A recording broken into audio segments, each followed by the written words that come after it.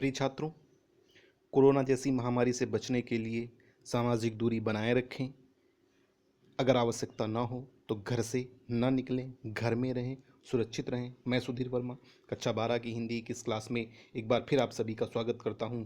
हाजिर हूं पाठ 3 श्रद्धा और मनु को लेकर के जयशंकर प्रसाद जी की रचना। आइए प्रारंभ करते हैं। पैरा संख्या 7, 8 और 9। 7वां पैराग्राफ। जैसा कि आप लोग पढ़ रहे हैं, श्रद्धा और मनु की बात हो रही है। प्रारंभ करते हैं। लगा कहने आगंतुक व्यक्ति। श्रद्धा को देखकर मनु के मन में यह जानने की तीव्र आकांक्षा होती है कि आखिर वह कौन है। मिटाता उत्कंठा सविशेष। मनु की आकांक्षा को शांत करते हुए श्रद्धा नाम की वह आगंतुक मीठी वाणी में अपना परिचय देती है। दे रहा हो कोकिल सानंद, बिल्कुल कोयल की आवाज के समान उनकी सुंदर आवाज को सुनकर के सुमन को जो मधुमय संदेश, ऐसा लगता हो कि पुष्प को भी एक मीठा सा संदेश दे रही हो उनकी आवाज। भरा था मन में न उत्साह, सीख लूं ललित कला का ज्ञान। कहती हैं कि श्रद्धा मनु से कहती कि मैं जो है, मेरे मन में एक उत्साह था क्योंकि मैं ललित कलाएं सीख लूं, विभिन्न कलाओं को सीख लूं। इधर रह गंधर्वों के देश पिता की हूँ प्यारी संतान। श्रद्धा मनु से कहती कि मैं अपने पिता की अत्यंत प्रिय संतान हूँ। मेरा मन नवीन उत्साह से परिपूर्ण था। मेरी प्रबल इच्छा थी कि मैं ललित कलाएं सीखूं। इसी उद्देश्य से इन दिनों मैं गंधर्व देश में निवास कर रही हूँ। आगे चलते हैं 8 नंबर पे।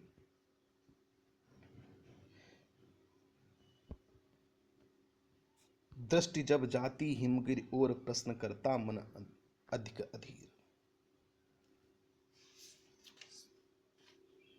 श्रद्धा कहती हैं कि मेरी दृष्टि जब हिमालय की ओर जाती है तब मेरे मन में न जाने कितने तरह के प्रश्न उठने लगते हैं और मैं उनके उत्तर जानने के लिए बेचैन हो उठती हूँ।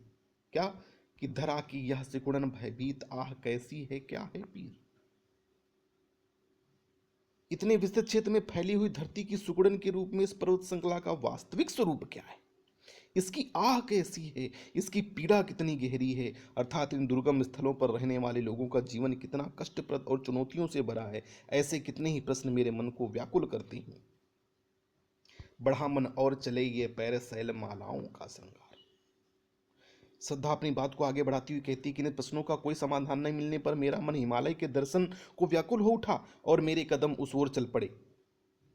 हिमाच्छादित गगनचुंबी पर्वत और चोटियों के चारों ओर फैले ऊंचे ऊंचे हरे हरे वृक्षों के समूह को देखकर मेरी आंखों की भूख शांत हो गई। कहा कि आंख की भूख मिटी, यह देख आह कितना सुंदर संभार। ये सब हरियाली को देख करके, ऊंचे ऊंचे पहाड़ों को देख करके, हरे भरे वृक्षों के समूहों को देख करके मेरी आंखों की भूख शांत हो गई। सचमुच सौंदर्य संपन्नता का कितना अद्भुत दृश्य है यह पर्वत श्रृंखला। चलते हैं 9 नंबर पैराग्राफ पे। यहां देखा कुछ बलिका अन्न भूत हित रथ किसका यह दान। कहती हैं कि श्रद्धा मनु से कहती है कि विराट हिमालय के दर्शन करने के दौरान इस स्थान पर पहुंचने पर जब मेरी दृष्टि सभी जीव जंतुओं के भरण पोषण हेतु प्रतिदिन अपने भोजन में से ग्रस्तों द्वारा निकाले गए अन्न के हिस्से पर पड़ी तो मैंने सोचा कि यह निश्चय ही कोई व्यक्ति, यहां निश्चय ही कोई व्यक्ति निवास कर रहा है, कि इधर कोई है अभी सजीव हुआ, ऐसा मन में अनुमान। मैंने सोचा कि यहाँ पर निश्चय ही कोई व्यक्ति निवास कर रहा है, अन्यथा इस वीरान क्षेत्र में दान का अन्न कहाँ से आता। मुझे इस विश्वास ने ही तुम तक पहुंचा दिया और इस निर्जन क्षेत्र में कोई जीवित व्यक्ति अवश्य विद्यमान है। तपस्वी क्यों इतने हो क्लांत, वेदना का यह कैसा वेग। तत्पश्चात श्रद्धा मनु से कहती हैं कि किंतु हे तपस्वी, आखिर किस कारण से तुम इतने दुखी और उदास हो, तुम्हारे मन में इतनी तीव्र पीड़ा क्यों है। आह तुम इतने अधिक हताश, तुम्हारे निराश होने के पीछे क्या कारण है, यह कैसी चिंता है। बताओ यह कैसा उद्वेग, यह कैसी चिंता है जो तुम्हारे मन और मस्तिष्क में लगातार विराजमान है। बात करते हैं काव्य सौंदर्य की, तो भाषा खड़ी बोली शैली प्रबंधात्मक का छंद, गीतात्मक पद है श्रृंगार छंद का, और अलंकार अनुप्रास,